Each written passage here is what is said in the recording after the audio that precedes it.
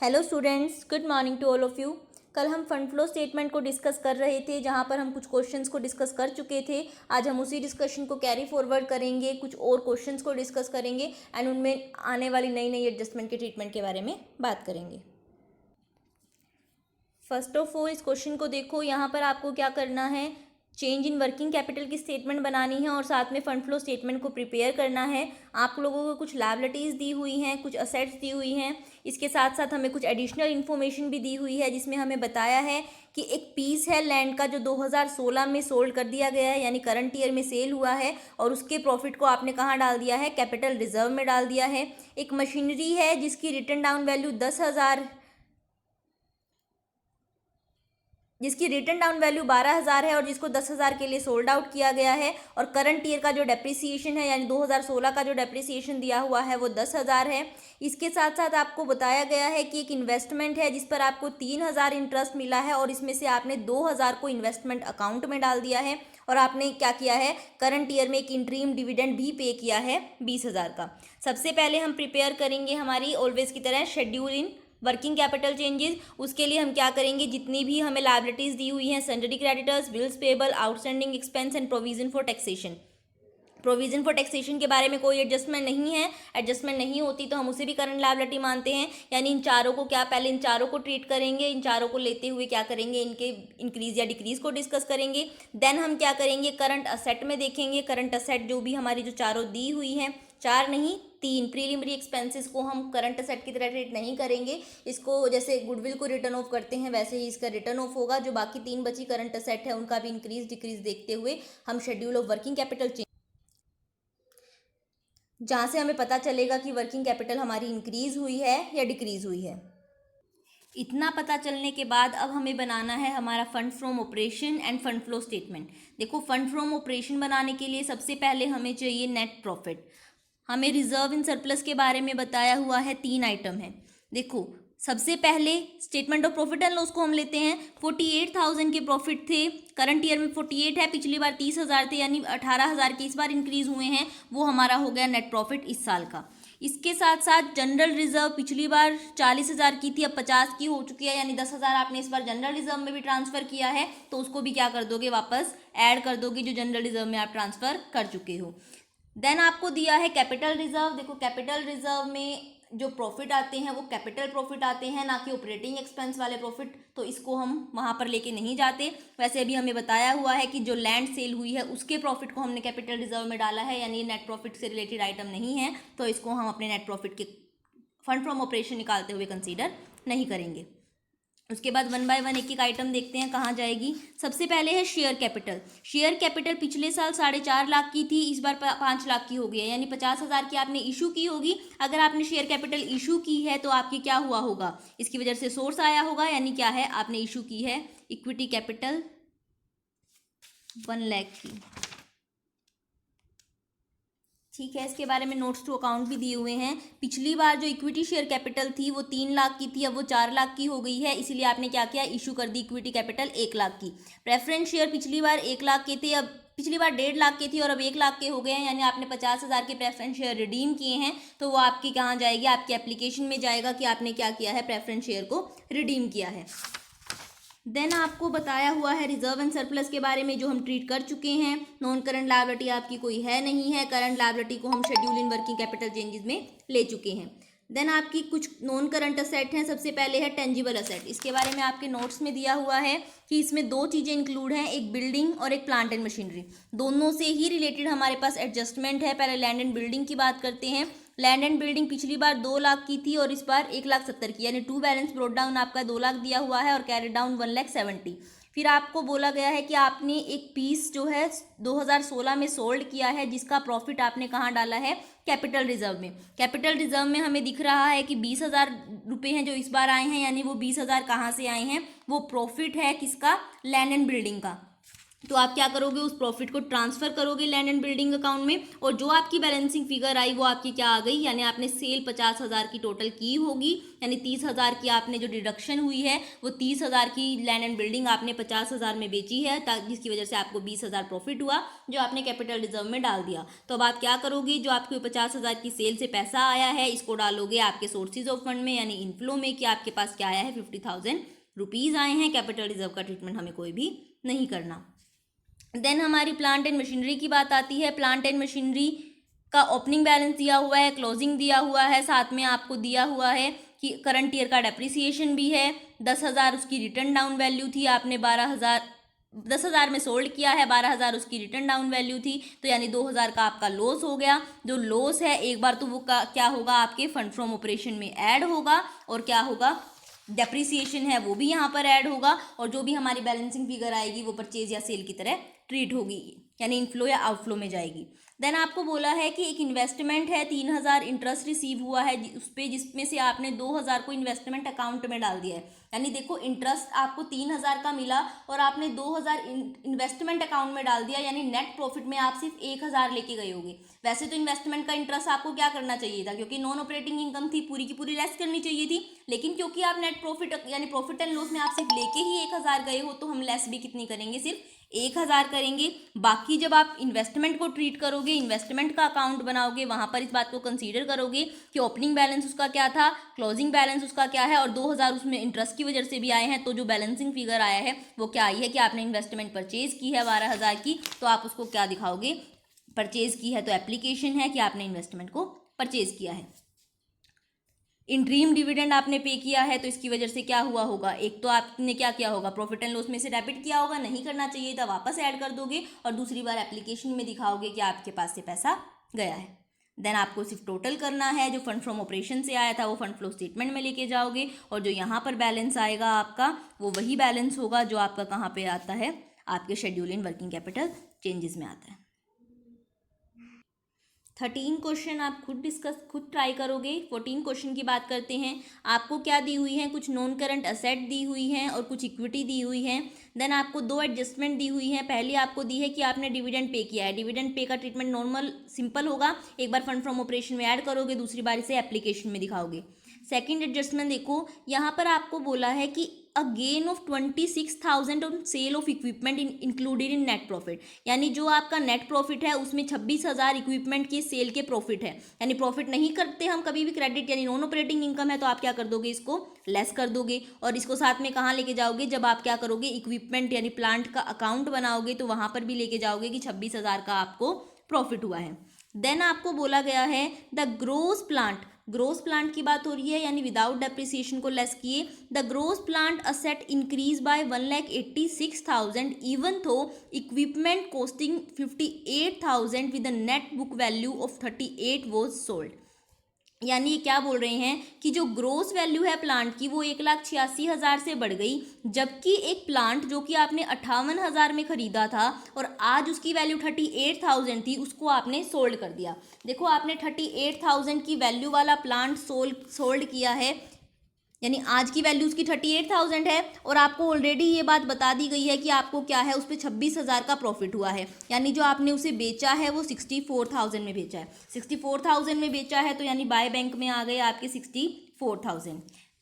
दूसरा आपको क्या बताया हुआ है, आपको टू बैलेंस कैरी डाउन के बारे में इंफॉर्मेशन दी हुई है, या फिर ये कह लो कि आपको ये बताया हुआ है कि आपने परचेज कितना किया है उसके बारे में आपको इन्फॉर्मेशन है। आपको ये बताया गया है कि आपकी जो प्लांट है वो 1,86,000 से बढ़ गई है, जबकि आप कुछ बेच भी चुके हो। देखो, वैसे तो जो आपने क्या किया, जो आपका करंट का बैलेंस था जितना भी था उसमें आपको ने कितना इंक्रीज बता रहे हैं ये, कि जो आपकी पहले वैल्यू थी उसमें आपका 1,86,000 अब बढ़ गए हैं, लेकिन साथ में आप 58,000 का सेल कर चुके हो, उसके बावजूद भी बढ़े हैं, यानी 58,000 तो वो भी ऐड होंगे इसमें।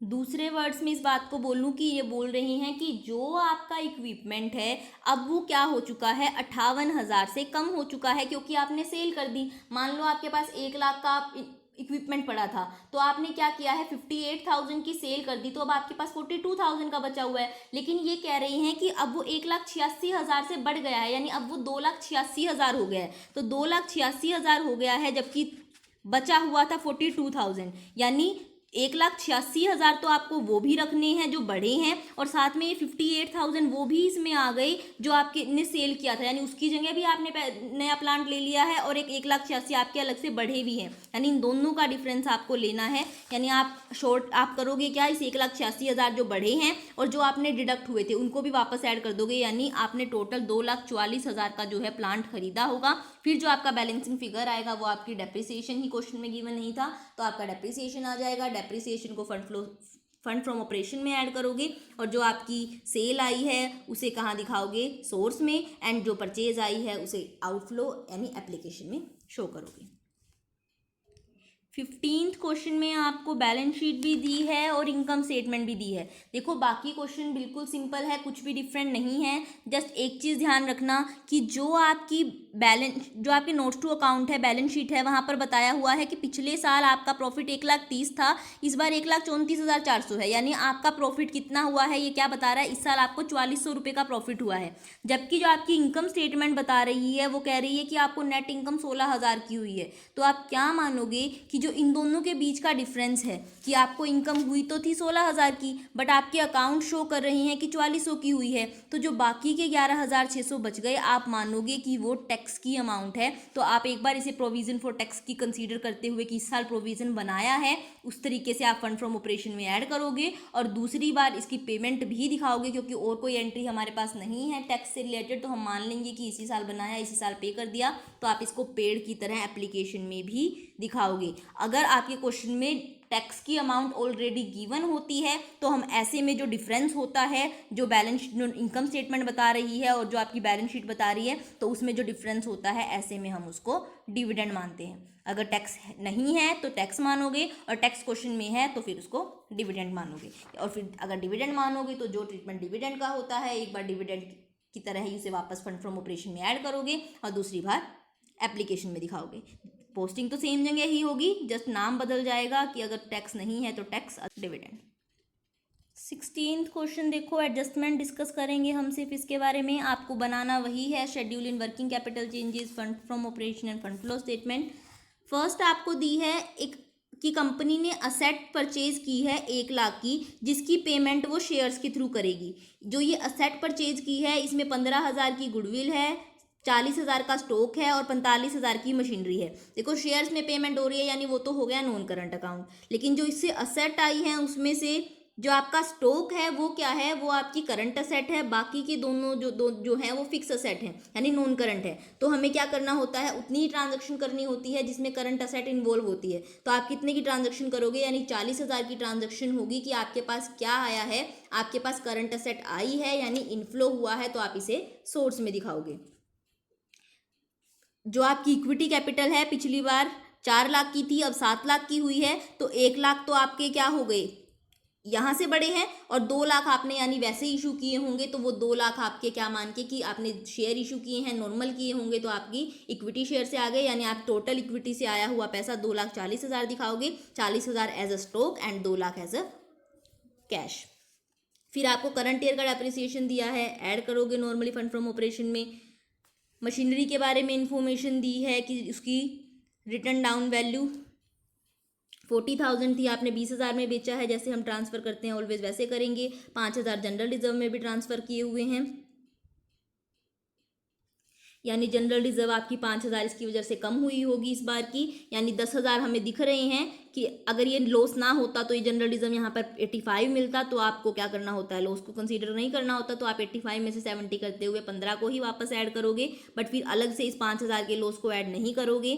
Debenture holder except preference share in settlement of their claim, यानी डिबेंचर होल्डर ने प्रेफरेंस शेयर लेके अपनी रिडम्पशन कर ली, दोनों ही नॉन करंट अकाउंट है, कोई ट्रीटमेंट नहीं होगा। प्रोविजन फॉर टैक्स आपको दिया हुआ है, आप क्या करोगे, आपको टैक्स से रिलेटेड इससे अलग कोई इन्फॉर्मेशन नहीं थी, टैक्स पेबल था बट वो नॉर्मल करंट लायबिलिटी थी, वो आपका प्रोविजन नहीं था टैक्स का, तो आप क्या करोगे, सीधा एक बार इसको फंड फ्रॉम ऑपरेशन बनाते हुए as a provision for tax add करोगे और दूसरी बार इसकी पेमेंट दिखा दोगे एप्लीकेशन साइड में। डिविडेंड प्रपोज किया है, यानी ये क्या है, कॉन्टिजेंट लायबिलिटी है, इसका कोई भी ट्रीटमेंट नहीं होगा।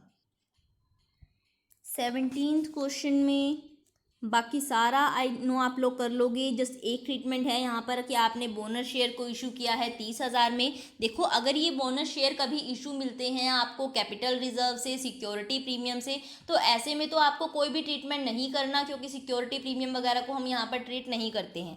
लेकिन अगर आपको कोई इन्फॉर्मेशन गिवन नहीं है तो हम मान के चलेंगे कि आपने जो बोनस शेयर इशू किए हैं वो कहाँ से किए होंगे, कंपनी के प्रॉफिट्स में से किए होंगे।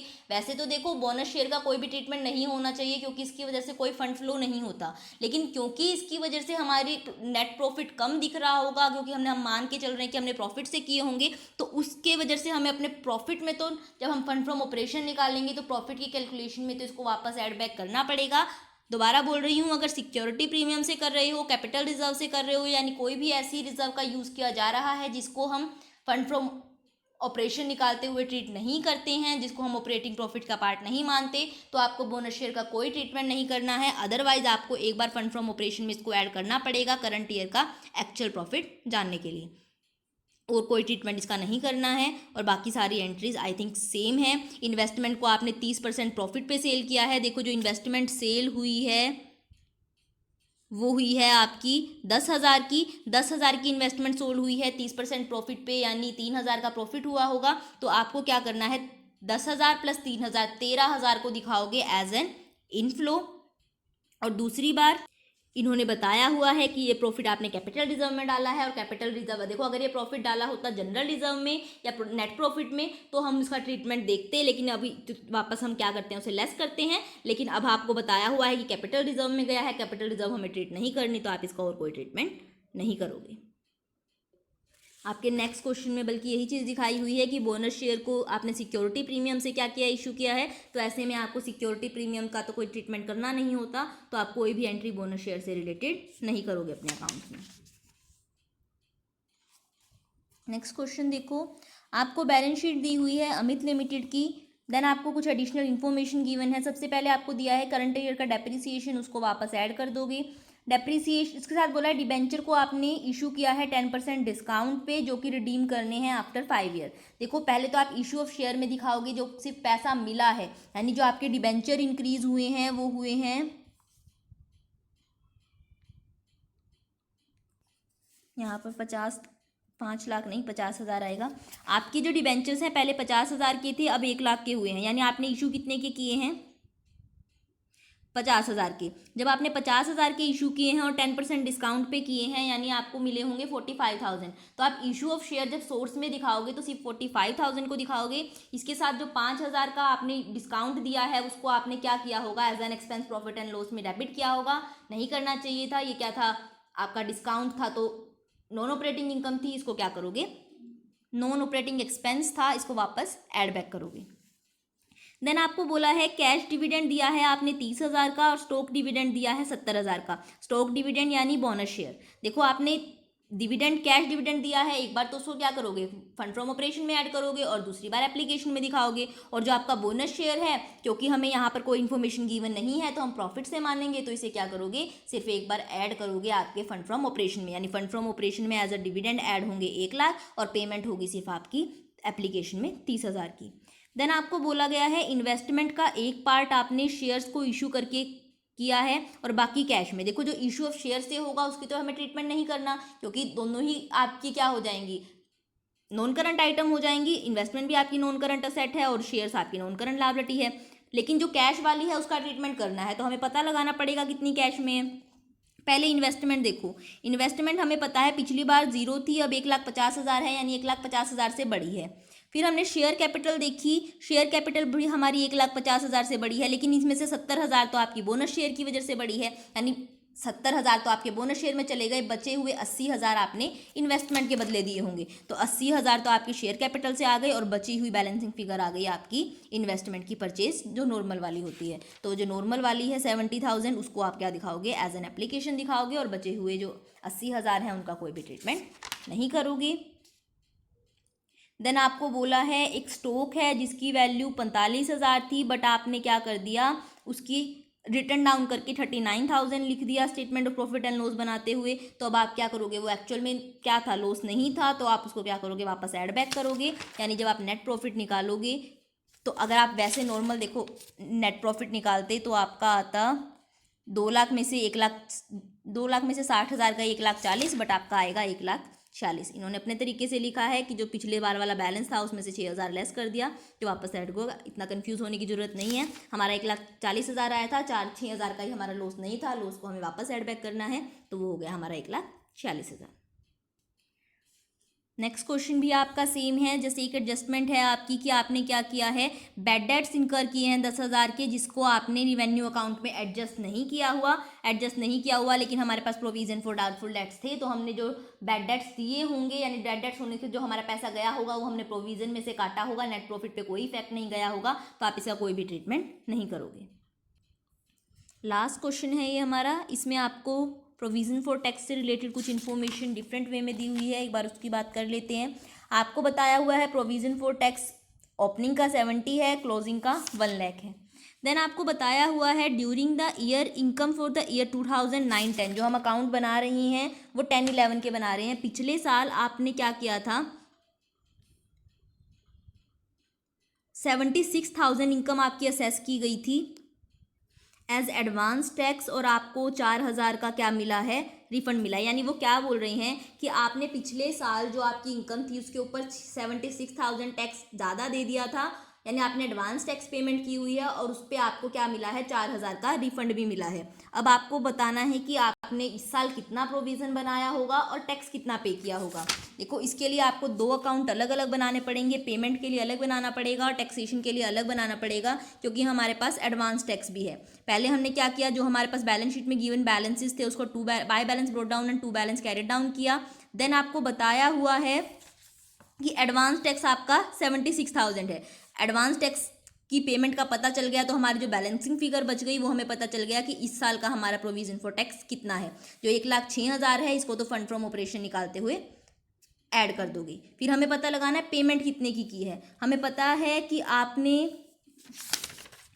देखो बैलेंस शीट में आपको पीछे गिवन है कि एडवांस टैक्स पेमेंट का पिछले साल का बैलेंस 80,000 था और इस बार का 1,05,000 है। ओपनिंग क्लोजिंग हमें दिया हुआ है। इसके साथ हमें पता है प्रोविज़न आपने पिछली बार कितना टैक्स जो है प्रोविजन, यानी एडवांस टैक्स का मतलब क्या है, देखो प्रोविज़न हम किसी चीज़ का क्यों बनाते हैं, ताकि जब वो एक्सपेंस आए तो उसमें से खर्चा दे दें। तो जब ये एडवांस टैक्स पे किया हुआ है इसकी वजह से आपका टैक्स डिडक्ट होगा, तो ये एक टाइप से एडवांस टैक्स के प्रोविज़न की तरह है। तो 76,000 तो आपने एडवांस टैक्स पे किया हुआ है उसमें से कट जाएगा। तो आपने एक्चुअल में पेमेंट जो आपकी बैलेंसिंग फिगर बची 1,05,000, यानी आपने जो पे किया होगा वो सिर्फ 1,05,000 किया होगा, तो इसे एज अ पेमेंट दिखाओगे। दोबारा रिपीट कर रही हूँ, आपके पास 2 बैलेंसेस गिवन है, एक प्रोविजन फॉर टैक्स का और एक एडवांस पेमेंट का। एडवांस टैक्स पेमेंट का आपको बताया हुआ है कि आपने पिछली बार 76,000 का टैक्स एडवांस में पे किया हुआ है।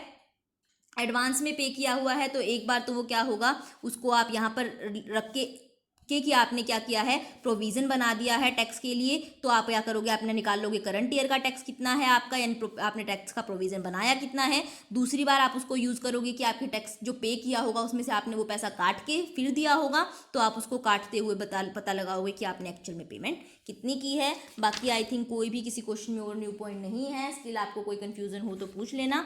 यहाँ पे हमारा प्रैक्टिकल पोर्शन जो है कंप्लीट होता है, थ्योरी रह गई है सिर्फ मेरिट्स एंड डीमेरिट्स, उनको हम कल डिस्कस करेंगे। Thank you.